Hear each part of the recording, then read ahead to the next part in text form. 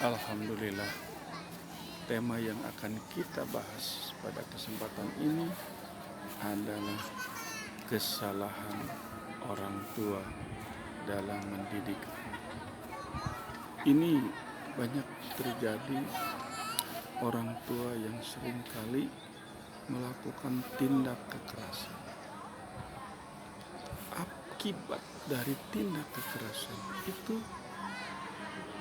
adalah rontoknya kecerdasan anak.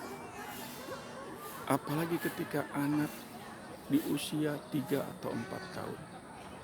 Karena usia 3-4 tahun itulah yang disebut dengan golden age. Adalah usia emas. Dan rentang dalam kehidupan hanya terjadi satu kali, yaitu pada saat dia berusia 3 dan 4 tahun. Maka perlakuan kepada anak usia 3-4 tahun harus lebih ekstra hati-hati. Karena dampak yang ditimbulkan, anak akan rontok kecerdasannya. Dan yang lebih berbahaya lagi, dalam teori pendidikan anak usia dini, 1 miliar sel otak akan musnah ketika anak diperlakukan secara kasar. Dan perlakuan kasar yang paling berbahaya ketika orang tua bertindak di luar kewajaran.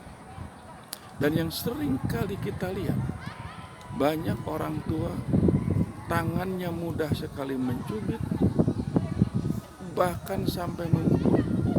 Bila tindakan ini dilakukan, ini kesalahan fatal yang luar biasa, berakibat kepada kecerdasan otaknya. Kecerdasan otak ini hanya bisa dibangun dan bisa dikembangkan kembali memerlukan waktu yang tidak sedikit. Oleh karena itulah orang tua semarah apapun tetap harus dijaga adalah anak tidak boleh diperlakukan secara kasar. Perlakuan kasar akan menyebabkan rontoknya sel-sel otak yang sedang tumbuh. Dan usia 3-4 tahun itu adalah usia pada saat kecerdasannya sedang berkembang. Sehingga kalau perlakuan kepada anak usia dini tidak dilandasi dengan kasih sayang, maka akan sangat berbahaya di masa yang akan datang. Oleh karena itulah, seringkali saya katakan ada satu teori yang menyebutkan bahwa perlakuan dengan penuh kasih sayang dan senantiasa memperhatikan kepada anak, maka 1 triliun sel otaknya berkembang juga pesat. Dan ini membuktikan bahwa anak usia dini memiliki potensi yang luar biasa hebat. Itulah kesalahan yang harus dihindari oleh orang tua, memperlakukan anak secara tidak wajar, memperlakukan anak bersikap senantiasa tidak sesuai dengan apa yang seharusnya dilakukan oleh seorang ibu. Terlebih kalau terlontar ucapan yang kasar, terlebih kalau terlontar pula sifat yang muncul pada seorang ibu karena dia tidak kuat menahan emosi marah, dia pun marah-marah kepada anak. Dan kalau sudah kebiasaan marah ini berlangsung kepada anak usia dini, maka dapat dibayangkan betapa masa depan anak itu sangat sulit sekali mengembangkan sel-sel otak. Ini yang harus diperhatikan, Bu. Jangan sekali-kali memperlakukan anak bagaikan binatang.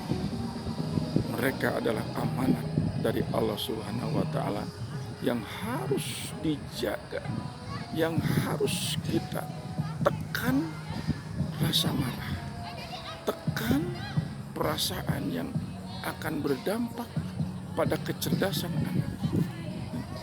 Ini ya, jangan sekali-kali memperlakukan anak dengan tindakan-tindakan yang tidak pantas dan tidak wajar. Bukan saatnya lagi anak terus-menerus oleh kita dicubit, bahkan dipukul karena dia sedang hadat, karena dia sedang ngamuk. Ada yang lebih baik lagi. Ketika anak sedang ngamuk, ketika anak sedang marah, sudah, jangan dilawan, biarkan. Sebab satu waktu akhirnya dia pun kelelahan. Nah, kalau sudah kelelahan, dia pun akan berhenti. Nah, saat itulah Bunda harus pandai-pandai mendekatkan diri dengan mengelus kepalanya, mengelus dadanya, mengelus wajahnya sambil berdoa yang diajarkan dalam Al-Quran. Rabbi habli minas solihin, Rabbi habli minas solihin, Rabbi habli minas solihin. Doa yang sangat pendek tetapi berdampak sangat luar biasa. Kita bermohon kepada Allah agar anak kita menjadi anak yang soleh dan soleh. Dan ini sangat penting. Kecerdasan akan timbul dengan sendirinya manakala anak oleh kita dibentuk menjadi anak yang soleh. Insya Allah, kalau kita terus-menerus berdoa kepada Allah, Allah pun akan mengabulkan doa kita. Karena janji Allah, ud'uni astajib lakum. Maka hendaklah kalian berdoa kepadaku, aku pun akan mengabulkan doa kamu.